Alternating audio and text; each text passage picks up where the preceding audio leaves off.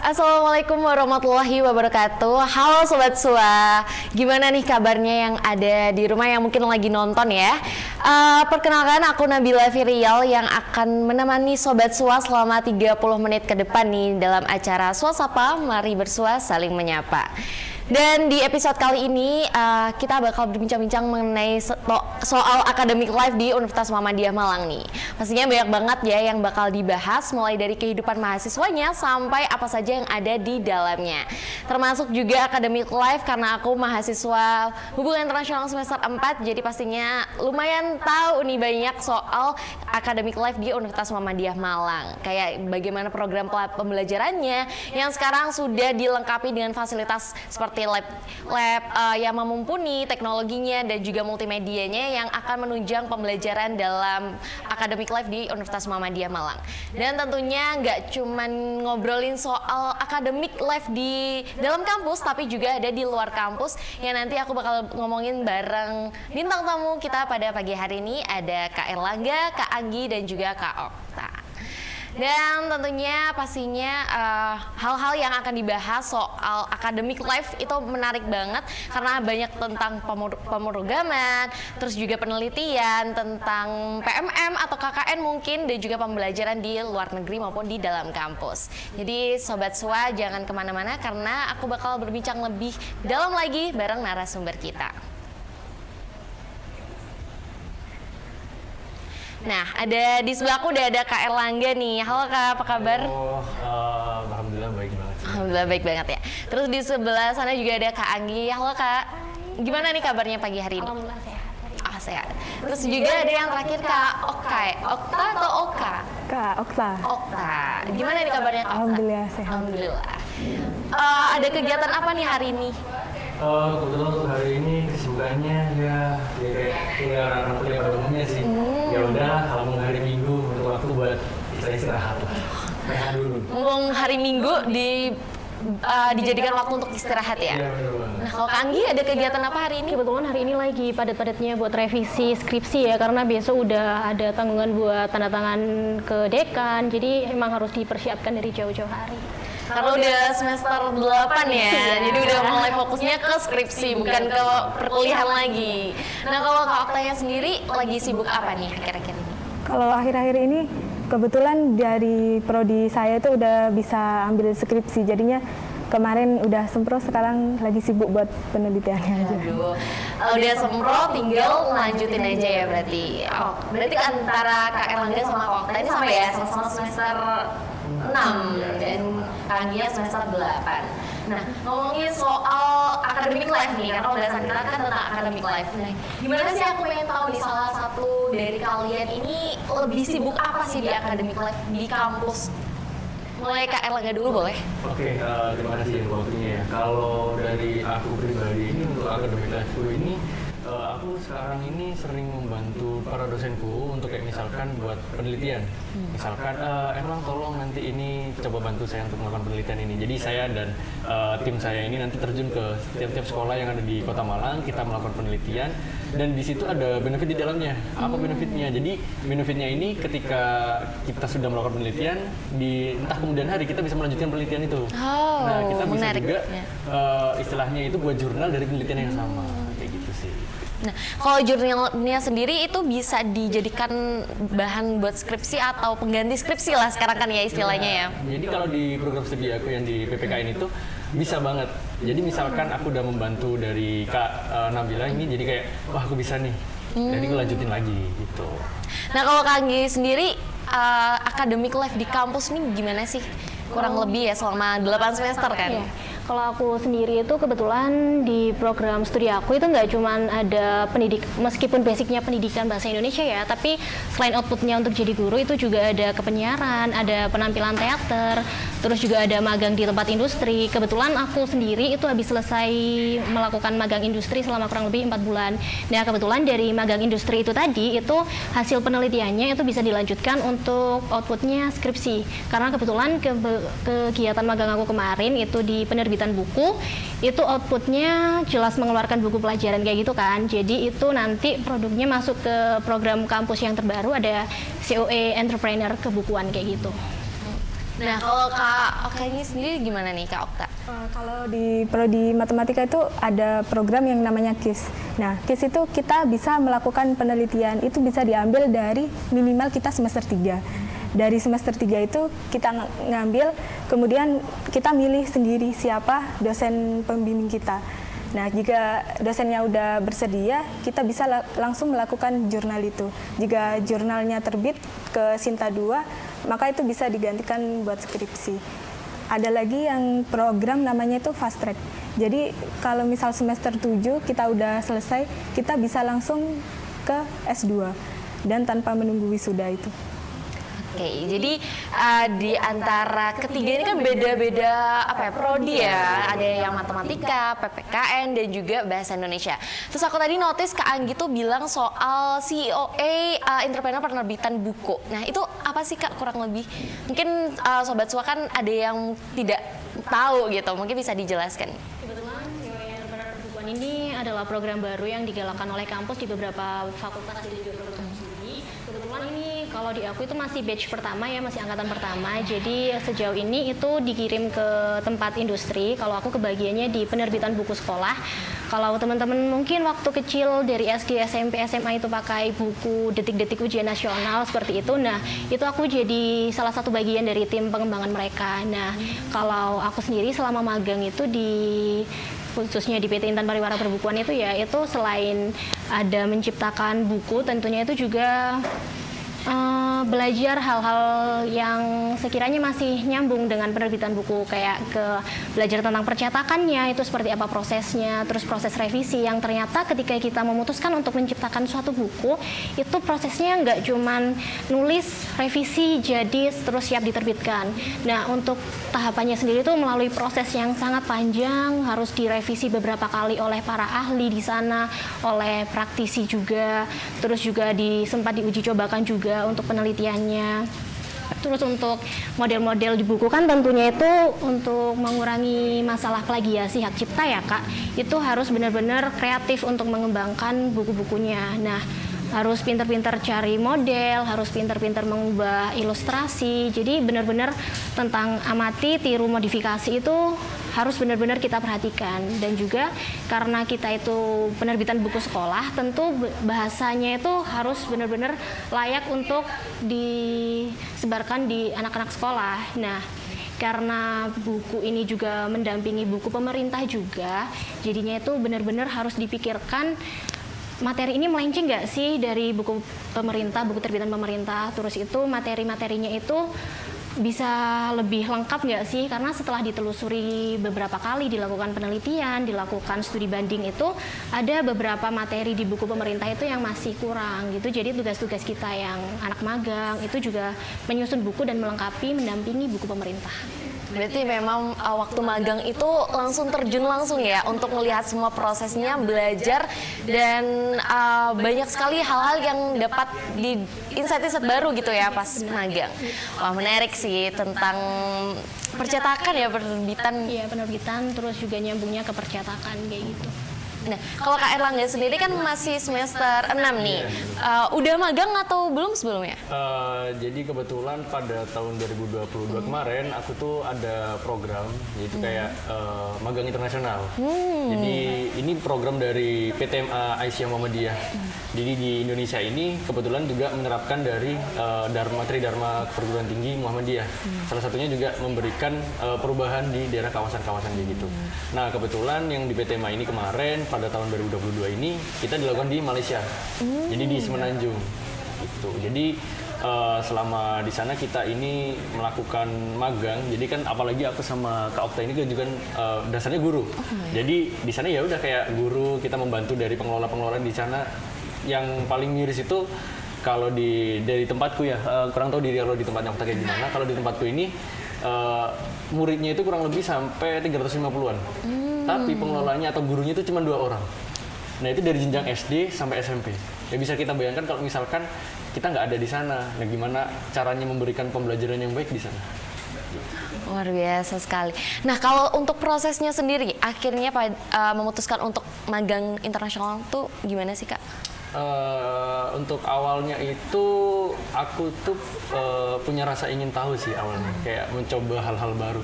Karena aku udah lihat banyak teman-temanku yang udah PMM kan, karena kalau kemarin tahun-tahun lalu itu rame-ramenya PMM. Iya, benar. Kalau aku nggak tergiur ke sana karena aku mikir kayak aku nggak mungkin lah untuk saat ini, mungkin masih sibuk yang lain. Kebetulan ada informasi dari salah satu dosen aku menginformasikan ada ini nih, tapi ada persyaratannya. Ya saya tanya persyaratannya apa Bu? Ini banyak banget, kayak al-Islam Komediahan, terus kayak wawasan kebangsaan dan sebagainya, itu banyak banget di sana. Dan salah satunya juga bahasa Inggris, karena di sana kita menggunakan awalnya saya kira itu bahasa Inggris, ternyata di sana itu pakai bahasa Indonesia. Nah, kenapa kok aku mau ikut? Karena di samping itu tuh kebetulan orang tua aku tuh guru. Jadi kayak aku pengen meneruskan kayak mengabdi gitu. Karena guru itu kan amalnya itu dari ilmunya.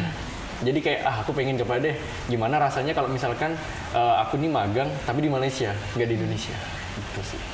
Memang academic life itu nggak bisa hanya didapatkan dari dalam kampus ya, tapi bisa dieksplor dari luar kampus. Nah, kalau Kak Okta sendiri kan dari prodi matematika ya. Nah, kalau matematika itu kan menjadi momok nih bagi kalangan anak muda gitu. Tapi kenapa kok akhirnya terjun ke dalam prodi matematikanya sendiri? Awalnya itu emang dari kecil itu udah kelihatan passionku itu emang berhitung, bukan menghafal. Jadinya memutuskan ke matematika. Nah, pilihannya di UMM karena di prodi matematika di UMM ini itu ada mata kuliah desain. Jadi kayak desain grafis gitu. Berarti Ke pendidikan matematikanya aja, lebih ke desainnya. Berarti memang ada hal lain ya selain dari program matematikanya sendiri. Nah, kalau di program di prodi matematika nih, apa ada magang juga sama kayak Kak Erlangga dan Kak Anggi? Iya, ada. Oh, bisa diceritain Kak mungkin magangnya seperti apa dan prosesnya seperti apa? Nah, magang ini tuh konferensi dari PLP 2. Dari PLP 2. Kebetulan saya bareng sama Kak Erlang waktu ke Malaysia. Cuma kita beda penempatan aja. Saya kebetulan waktu itu ada di Selangor. Di bagian Selangor. Nah, di situ siswanya hanya berapa 50 orang. Dan itu nggak ada gurunya. Cuma ada pengasuhnya aja sama istrinya. Jadi mereka itu tercampur gitu dari PAUD sampai kelas 6 SD. Itu pembelajarannya mereka ada di rumah pengelola. Jadi nggak ada sekolahnya, nggak ada seragam, dan masih minim pendidikan. Nah, kalau tadi Kak Erlangga kan ditawarin dosen, dikasih tahu dengan dosen. Nah, kalau Kak Anggi sendiri, Kak Okta sendiri cari tahu dulu atau udah ditawarin dari pihak kampus? Waktu itu ditawarin dari prodi, dari salah satu dosen juga, gimana kalau misal mau ikut magang ke Malaysia. Kebetulan waktu itu kita lagi libur semester juga, jadi ada keinginan, oh ya mumpung libur juga, jadi memutuskan untuk milih magang ke sana, dan belum sempat PMM juga di semester sebelumnya. Oh, berarti belum sempat PMM. Iya. Kalau sekarang ada rencana mau PMM atau mau KKN aja nih milihnya? Kalau bisa milih KKN dik aja. Oh, milih KKN ya, karena mungkin kalau KKN kan lebih apa ya, lebih luas gitu ya. Kalau PMM kan sekitar 5 orang per kelompok ya. Nah, kalau Kak Anggi sendiri dulu KKN atau PMM? Kebetulan waktu itu kan masih fresh-freshnya corona banget ya, jadi itu PMM gitu. Wah, menarik sekali ya antara ketiga ini, ternyata punya background dan pengalamannya masing-masing. Tapi mungkin kita akan ngobrol lebih dalam lagi nih terkait tentang tadi aku tertarik sama di Malaysianya seperti apa, terus adaptasinya bagaimana. Terus juga aku penasaran sama Kak Anggi mungkin di sana ngapain aja di penerbitan dan segala macamnya, sama juga Kak Okta. Tapi kita jeda iklan dulu karena masih banyak pembahasan yang lebih menarik lagi yang nanti akan kita bahas selanjutnya. Jadi jangan kemana-mana Sobat SUA, habis ini kita bakal balik lagi di acara Sobat SUA, Swasapa.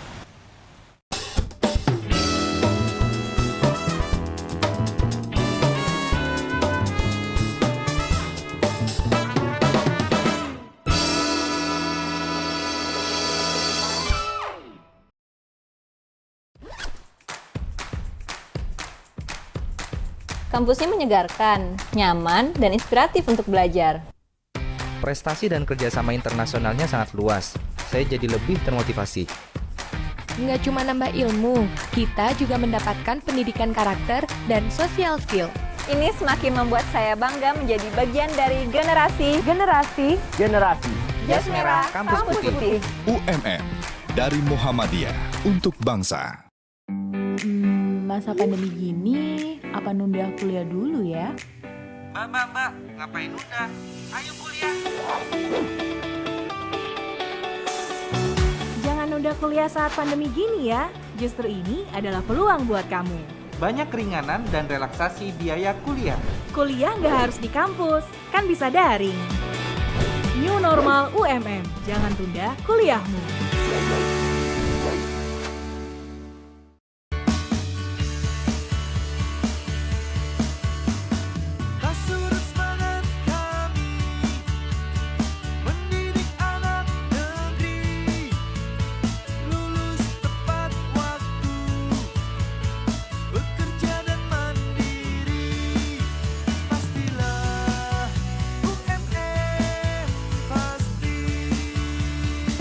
UMM pasti lulus tepat waktu, bekerja, dan mandiri.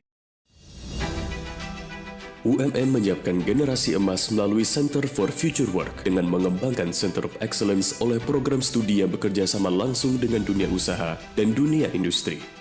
COE UMM memberi kompetensi ekstra berbasis teknologi digital pada lulusan, sehingga siap bekerja sesuai kualifikasi SDM yang dibutuhkan dunia kerja. Universitas Muhammadiyah Malang mencetak SDM sesuai kebutuhan masa depan.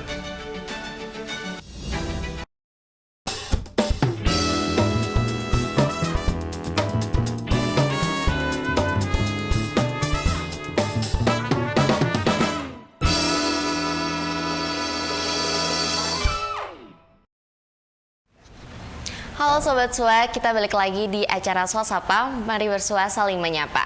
Nah tadi ya udah ngobrolin soal permagangan, PMM, dan academic life di kampus maupun di luar kampus. Tapi aku juga pengen nanya ini, gimana sih perasaan dari ketiga bintang tamu yang udah hadir pada pagi hari ini. Nah kalau tadi Kak Erlangga, Kak Okta, sama Kak Anggi kan udah cerita nih soal pengalaman academic life di luar kampus gitu. Nah gimana kira-kira perasaan dari Kak Erlangga nih pas mulai untuk keluar itu gimana perasaannya? Kalau dari aku tuh ini satu hal yang asik sih kayaknya. Jadi dari situ kayak di tahun 2020 itu, tahun 2022 maksudku, itu di situ kayak momen-momen kayak ngapain ya kuliah kok kayak gini-gini aja. Wah ini kayaknya coba hal baru asik nih. Jadi kayak rasa kemauan, wah timbullah di situ ada tawaran gitu, aku langsung ikut itu. Jadi emang satu tantangan baru dan satu pengalaman baru ya. Karena kan kalau misalkan kita kuliah cuman di kampus itu kan ya teori, belajar, gak ada pengalaman yang bikin kita jadi excited gitu.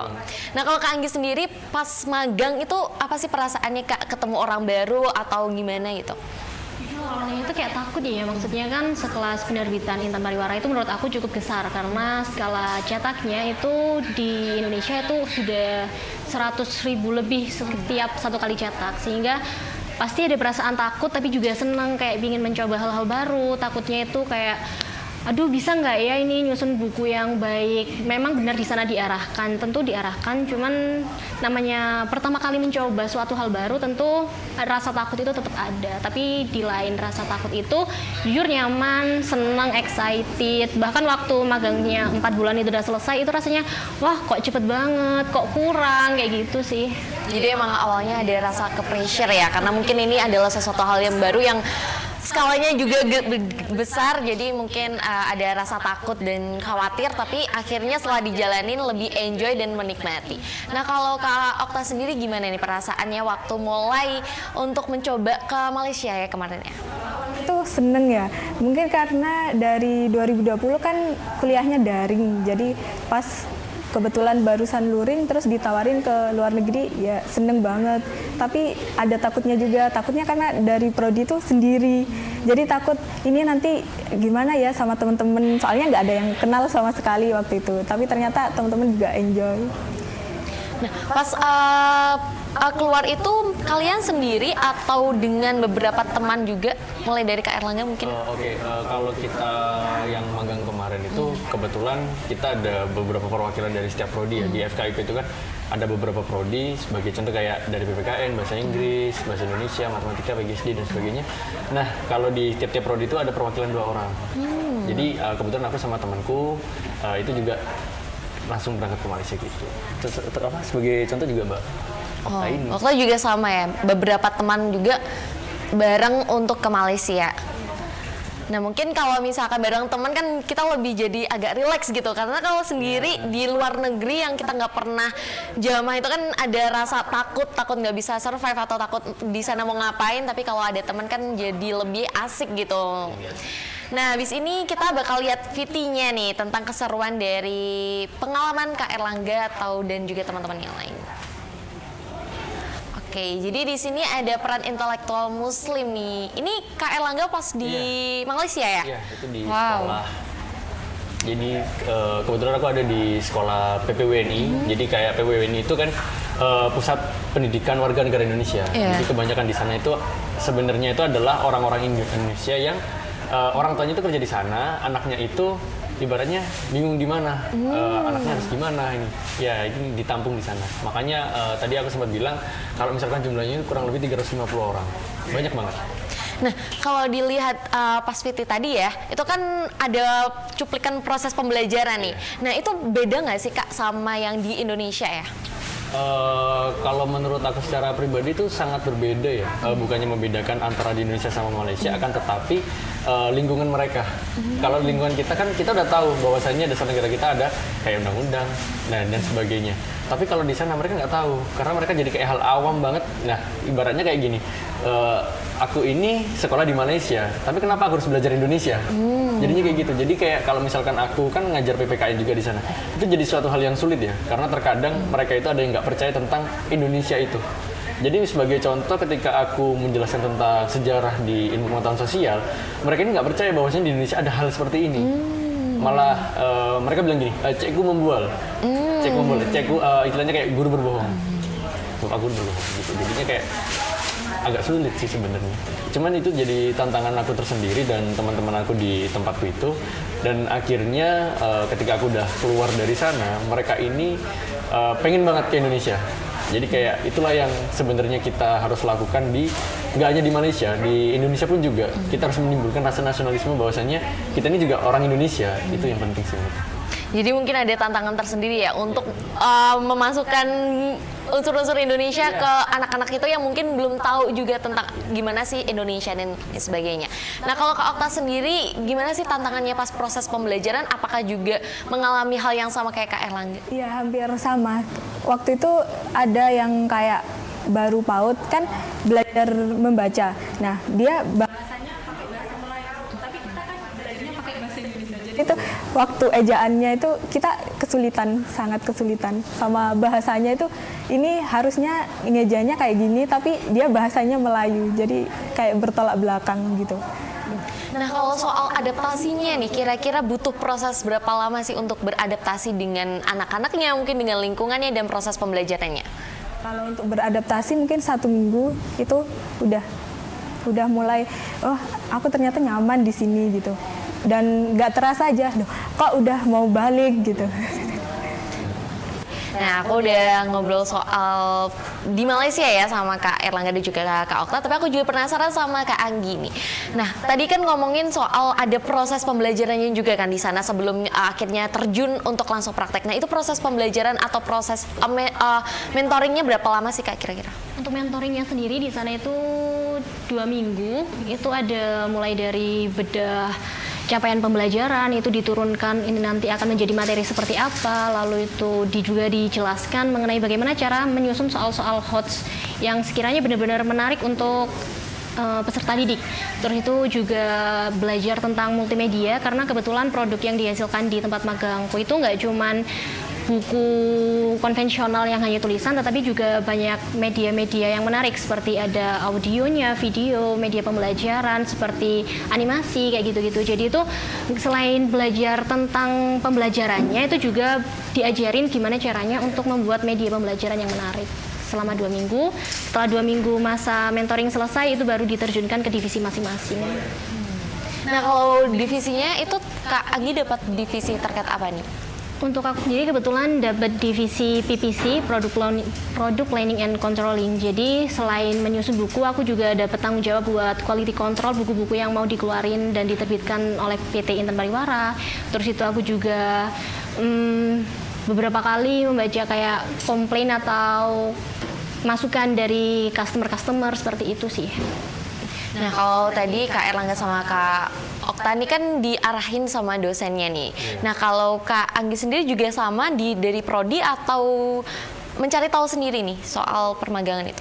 Kebetulan dari prodi itu dapat tawaran siapa yang mau ikut program magang ini karena sekalian bisa diekuivalensi sama mata kuliah di semester itu. Nah, terus itu ketika udah selesai didaftarkan itu nanti diseleksi lagi, diambil sebanyak 14 orang untuk diberangkatkan. Kebetulan waktu itu yang daftar sekitar ada 35-an, tapi yang keambil itu 14 orang. Luar biasa. Mungkin dari 3 orang ini kan punya punya pengalaman tersendiri, punya hal-hal yang menarik gitu. Nah, tapi ada nggak sih hubungan dalam hidup kalian setelah menjalani proses itu? Mungkin dari Kak Erlangga dulu. Kalau dari aku setelah habis melakukan itu kayak impact-nya ke aku tuh gede banget sih, kayak besar banget. Kayak mulai dari contohnya dulu itu kayak aku kayak nganggep sedikit sebelah mata mengenai bagaimana potensi-potensi akan diriku ya. Jadi ketika aku mencoba ke hal yang baru, ternyata kok aku bisa. Dari situlah aku sekarang udah kayak mulai pede lagi lah dan bisa jadi lebih jadi diri sendiri. Itu yang paling menurut aku penting banget sih. Karena terkadang menurut aku itu beberapa teman itu ada yang kayak lihat temannya kayak gini, ingin juga kayak gitu, ingin juga kayak gini, ingin juga kayak gitu. Walaupun kita nggak tahu itu punya impact yang buruk apa enggak ke kita. Tapi kalau dari aku, impactnya itu kayak sekarang aku mungkin lebih pede, kayak gitu, kayak apapun itu kayak coba deh kayak gitu. Akhirnya jadi berimpact ke diri sendiri juga ya. Nah, kalau Kak Anggi sendiri setelah proses magang itu kira-kira apa sih yang dirasain terhadap diri sendiri? Apakah dapat kepuasan dari program magang tersebut gitu? Aku sendiri itu yang pertama seneng banget karena aku benar-benar keluar dari zona nyaman. Kebetulan aku selama ini nggak pernah merantau jauh dari rumah. Terus waktu itu tuh pengalaman pertama aku itu buat keluar dari rumah untuk beberapa bulan. Nah, selama di sana itu benar-benar itu keluar dari zona nyaman sih. Karena aku anaknya kebetulan juga pendiam, nggak terlalu jago bersosialisasi dan berbincang dengan orang banyak. Sementara ketika di sana itu dituntut untuk harus bisa berkomunikasi karena kebetulan divisi aku juga termasuk divisi utama yang membawahi banyak divisi dan aku itu juga kebetulan kadang dimintai tolong untuk menyampaikan informasi-informasi ke divisi lain. Jadi dalam hal itu skill komunikasi aku lumayan terasah. Terus itu juga karena di PPC itu harus menjadwalkan setiap kegiatan dengan detail, jadinya juga kebawa karena kalau aku itu sebelum-sebelumnya bisa dibilang manage waktunya itu lumayan buruk. Tapi setelah di sana itu lumayan bisa menghandle beberapa hal di hidup aku sih, kayak gitu. Jadi banyak kayak impact yang dirasain ke diri sendiri mulai dari manage waktu dan juga skill komunikasi. Nah, kalau Kak Okta sendiri apa sih yang dirasain dari diri sendiri terkait dengan apa yang sudah dijalani pada saat proses magang tersebut? Kalau setelah dari magang itu yang sebelumnya saya itu kayak bisa nggak ya aku kalau jadi guru gitu. Tapi setelah ada di sana kan itu benar-benar dituntut kita harus ngajar anak-anak itu. Dan itu pertama kali saya kayak mau ngajar itu. Jadi dari situ mulai ada keinginan, ternyata seru ya jadi guru. Seru kayak ketemu sama anak-anak itu nggak ada capeknya gitu. Jadi yang awalnya udah saya selesai sampai ini aja, itu kayak aku kurang kayaknya aku kurang lagi pendidikanku gitu. Mungkin banyak juga ya sebagian orang yang menganggap bahwa academic life itu membosankan atau jenuh, apalagi untuk mahasiswa-mahasiswa yang punya minat untuk nggak usah deh ikut kegiatan, aku jadi mahasiswa kupu-kupu, ataupun ada yang juga ingin jadi mahasiswa organisasi dan lain sebagainya. Nah, terkait soal academic life yang kalian jalani ya di luar kampus maupun di dalam kampus sendiri, kira-kira tips gimana sih agar academic life ini bisa berpengaruh terhadap prestasi gitu? Mungkin bisa diceritain sebagai pendorong Sobat SUA di rumah yang nanti nonton. Mungkin dari aku dulu ya. Kalau dari aku ini, daripada kita jadi kupu-kupu, kenapa kita nggak cari sensasi baru? Bener. Bener kan? Jadi kalau aku tuh dulu itu awalnya apa ya, bisa disebut introvert ya, kayak malas mau buat ini, mageran banget intinya. Tapi ketika aku masuk kuliah, aku pengen coba sensasi baru biar ada bedanya antara SMA sama kuliah. Jadi mahasiswa gimana rasanya daripada jadi siswa aja. Di sini aku kalau di UMM itu aku ikut beberapa UKM. Ya kalau dari dulunya aku ada UKM Putra Putri Kampus sama Muhammadiyah Badminton Club. Jadi di samping aku fokus sama akademiku yang ada di dalam kelas, di luar kelas pun aku juga mengasah kemampuanku sendiri. Kayak di organisasi pun kita juga dilatih mengenai public speaking kita, cara kita dalam treatment kepada orang, sopan santun, etika dan semuanya itu kita latih di sana. Dan di samping kita berlatih organisasi secara formal, ada juga dalam non formal, misalkan kayak bulu tangkis ini Muhammadiyah Badminton Club, dan di sini itu aku tuh kayak ngasah diriku, prestasiku bisa nggak ya kalau di universitas, tingkat universitas bisa nggak. Ternyata setelah aku beberapa kali ikut di sana, aku ikut kayak event-event yang ada di universitas, misalkan kayak dari Kajur, Kaprodi Cup, Dekan Cup sama Rektor Cup. Dalam gila kayak wah ternyata bisa ya di sini ya, enak juga ya ikut kayak gini, nggak yang cuman datang kuliah pulang, datang kuliah pulang. Itu kayak hal yang bosenin banget sih menurut aku. Oke, jadi emang aku setuju juga sih, karena ya yang namanya mahasiswa kalau nggak dimanfaatkan untuk proses pembelajaran 4 tahun sia-sia nggak sih? Bener banget. Nah kalau Kak Anggi sendiri gimana nih untuk academic life tipsnya buat Sobat SUA? Kalau menurut aku itu harus berani keluar dari zona nyaman. Apapun ketakutan kamu, itu nanti kamu bakal ngerti kamu itu bisa apa enggak ketika kamu itu berani nyoba. Jadi meskipun kamu takutnya kayak apa, kamu malesnya kayak apa, itu berani aja dulu. Karena aku sendiri juga sebenarnya bukan tipe orang yang suka keluar dari zona nyaman. Aku benar-benar anaknya itu anteng banget di zona nyaman. Tapi aku mikirnya kalau aku hidup kayak gini terus, nggak manfaatin kuliah aku dengan benar, mumpung masih muda, masih banyak kesempatan, kenapa nggak dimanfaatin? Jadi selagi masih ada tenaga, masih ada waktu, kita juga punya banyak kesempatan, banyak peluang, ambil aja dulu. Apapun nanti hasilnya itu toh dijalaninya itu nggak sendirian, kita pasti juga bakal dibantu sama banyak orang. Toh nanti ketika kita udah mulai nyoba berani, itu bakal nemuin experience baru yang tentunya ketika di akhir kita pasti mikir, oh ternyata aku bisa kok, ternyata seru sih, ternyata kuliah sambil ambil ini itu nggak menyeramkan, kayak gitu sih. Jadi lebih untuk berani mencoba hal baru, karena siapa tahu peluang di depannya bakal banyak banget untuk dijalani ya. Nah kalau Kak Okta sendiri gimana tipsnya? Dari saya sendiri itu kita harus berani berjalan sekalipun kita sendiri. Kayak saya kan awalnya itu nggak berani ikut UKM itu gara-gara nggak ada temennya. Kalau mau ikut ini harus ada temennya. Jadi saya tuh memutuskan untuk ikut UKM Unmipa itu sendiri. Dan nggak ada teman, nggak ada siapa-siapa dari prodi. Kebetulan di UKM itu kegiatannya juga nggak sepadat sama UKM lainnya. Dari situ juga kayak berhubungan sama jurusan juga, ada kayak matematika gitu. Jadi di situ berpeluang untuk kayak ikut olimpiade antar perguruan tinggi, olimpiade wilayah dan lainnya. Jadi kayak kita harus berani berjalan sekalipun kita sendiri. Jadi emang ditunjang juga dengan fasilitas kampus yang sekarang banyak banget academic life yang bisa dicapai ya, mulai dari praktikum, PMM, penelitian, pemrograman perkuliahan dan magang sekalinya. Dan juga ketiga bintang tamu kali ini kan udah mencoba untuk berani nih memulai hal-hal baru ya, kayak tadi Kak Erlangga udah mencoba untuk mulai dari UKM, terus juga pergi ke luar negeri yang itu pertama kalinya ya Kak? Iya. Untuk pertama kalinya akhirnya berhasil untuk mencapai itu semua. Dan juga Kak Anggi tadi udah keren banget untuk magang di penerbitan yang lumayan besar juga ya di Indonesia. Dan juga Kak Okta, aku salut sih sama kalian bertiga, maksudnya dalam arti menjadi seorang mahasiswa tuh pasti banyak banget kan tugas-tugasnya, bagi waktunya susah, tapi kalian sendiri bisa untuk membagi waktu dengan balance gitu antara kapan belajar dan kapan untuk mencari pengalaman. Dan mungkin juga Sobat SUA yang ada di rumah bisa terinspirasi nih dari topik pembicaraan kita pada episode kali ini, yaitu tentang academic life yang sudah dibahas oleh 3 bintang tamu yang luar biasa banget, mulai dari backgroundnya, pengalamannya, dan juga tips-tips yang menarik dan tentunya aku yakin pasti bermanfaat buat Sobat SUA yang ada di rumah. Dan aku berterima kasih untuk kalian bertiga yang udah menyempatkan hadir di episode kali ini. Mungkin juga menyempatkan dari kesibukan ya. Ada yang sibuk skripsi, ada yang sibuk mau PMM, mau apa lah. Jadi aku terima kasih banget udah hadir dan menemani kita dan Sobat Sua yang ada di rumah juga.